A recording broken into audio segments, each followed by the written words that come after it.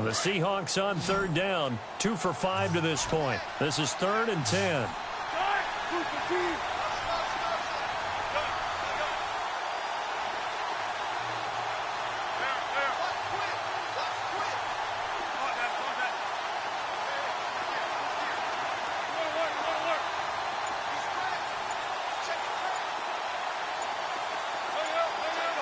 Time running out here on the play clock.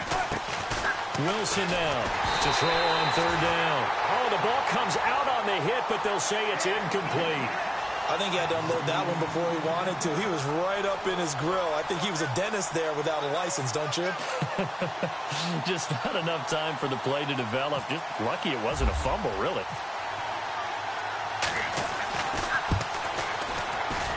And he has got it from 55 yards away. That was never in doubt.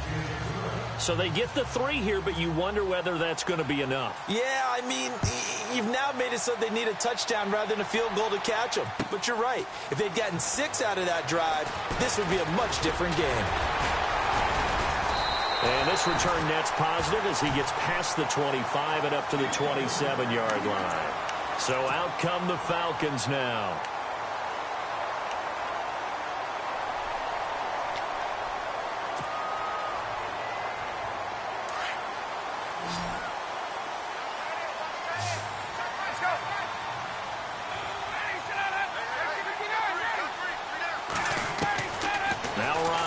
First down.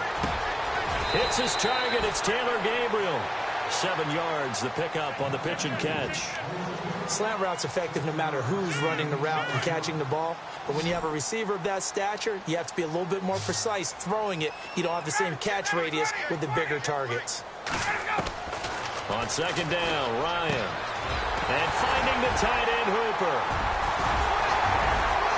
And he takes this one all the way across midfield into enemy territory down to the 40-yard line. A good pickup there, 26 yards.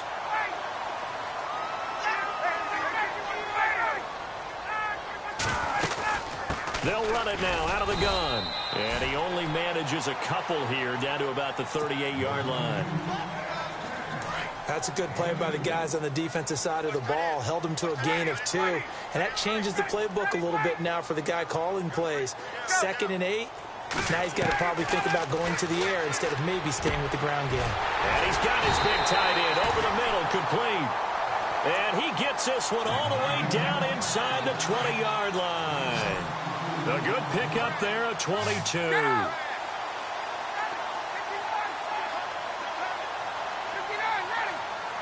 Looks like the defense in press coverage here. From the red zone now, here's Ryan on 1st down. This is caught. It's Sanu this time for a Falcon touchdown. Mohamed Sanu, a 16-yard touchdown. And the Falcons are an extra point away from having the lead.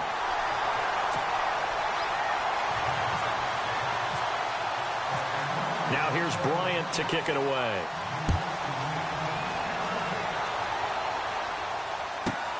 This is fielded at the chalk of the 10. And he'll get it up to about the 26-yard line just across the 25.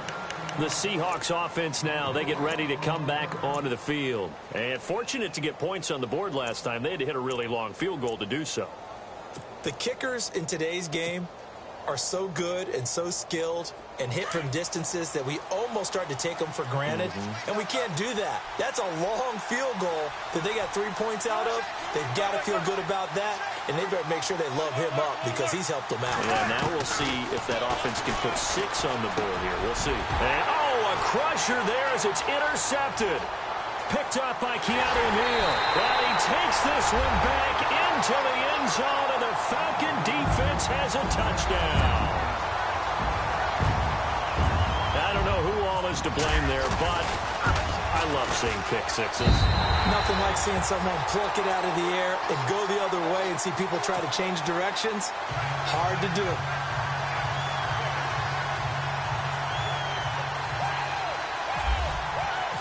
So they throw the pick six. They'll get another shot at it now as this one's in the air. This is fielded at the chalk of the 10. And he'll take this one near the 25, call it the 26-yard line. And the Seahawks get ready to trot out on the field. And they just had that pick six. I guess the only positive maybe of them returning that for a touchdown. This offense right back out onto the field to try to make up for it. I like that because now it doesn't give them a chance to go to the bench and really settle. You know, to sit there and kind of seethe over the idea that they turned the ball over previously. Right back out there. It's almost like hopping right back on the bike after falling over. See if they can get the ball moving again. And that's caught inside the 35. And all the way in, touchdown Seattle. Paul Richardson, 74 yards. And the Seahawks a 2-point conversion away from tying the game.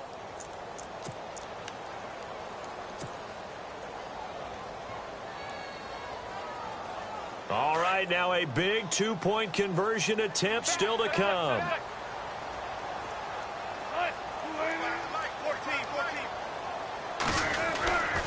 They'll try and run it in, but he is not going to make it. It's a big play by the defense, and they're going to hold on to their 2-point lead.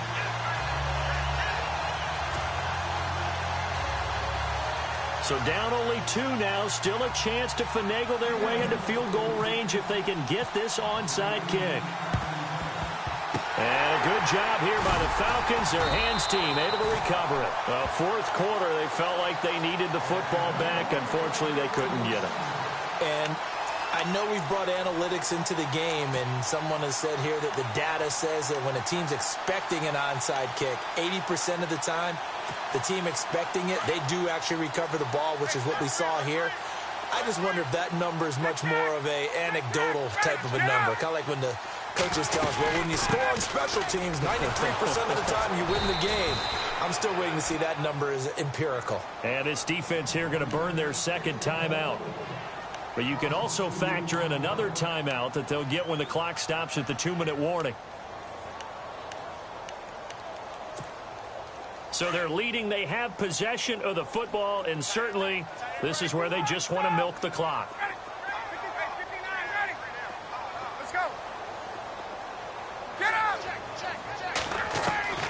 Looking to throw on second down. Ryan. Incomplete. I know our vantage point might be a little bit better way up here, but that looked like an ill-advised throw to me. I didn't see anything open, and this play just didn't look right from the beginning. It did not. I thought he might get outside and just chuck it away. Dangerous pass, incomplete. Possibly a turning point. Big play coming. This is 3rd and long.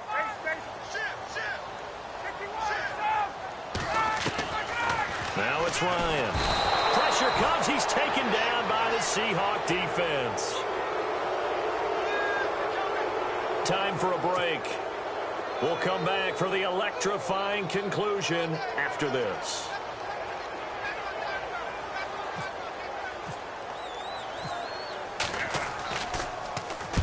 And the kick's away as he angles this one for the sideline. That one sails out of bounds. The side judge will walk it off. And he says it went out of bounds at the 9-yard line. Nice punt. And out now come the Seahawks. We have seen a lot of points here in this quarter. For us up here in the booth, it's been fun to watch. The defensive coordinators probably scratching their heads. Yeah, they're going a little bit crazy right now. But let's face it, all of our friends who play fantasy, they're enjoying the heck out of this show because most of them are creating and getting a bunch of points. Yeah, points certainly not at a premium here. And he'll be hit and dropped for a loss at the 5-yard line. At this stage, you've got to hustle, got to get back to the line of scrimmage because you're saving that timeout to make sure you have a chance to get your kicker out there for the big shot. So the defense has put them in a tough spot. It's 2nd and long. They'll look to throw. He's going to let it fly. And both guys were there, but it falls incomplete. Tried to go for the big one there on 2nd down. Now they're likely down to their final 2 plays. And you know they've got to keep going for the big shot, right? So defensively, you play what they call top down. Nothing behind you. Make everything get completed in front.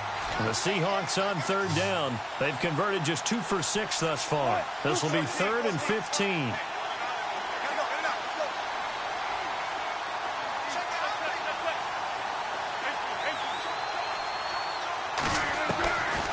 back to throw. And incomplete. The contact made the ball roam free and brings up fourth down. But the fans should be applauding this defense right now. That's an excellent job. They force a 3 and out, and they should be able to set up their guys with great field position, probably near midfield or better.